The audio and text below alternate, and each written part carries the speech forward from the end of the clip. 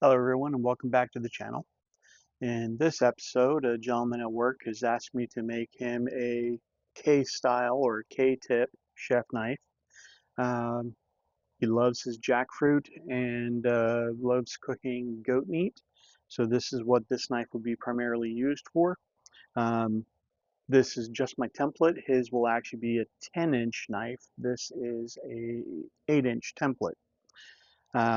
The challenge I have is that the metal that I'm using is 80 CRV2, but it is not wide enough to cover the full blade.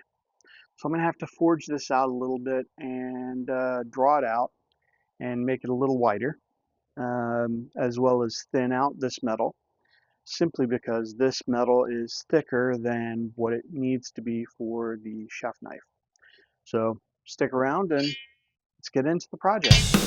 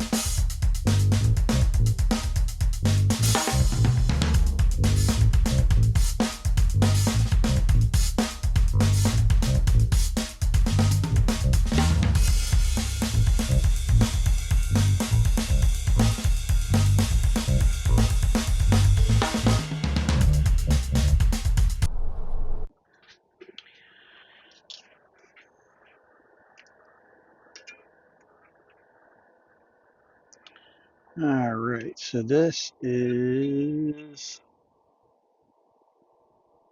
3/16 of an inch.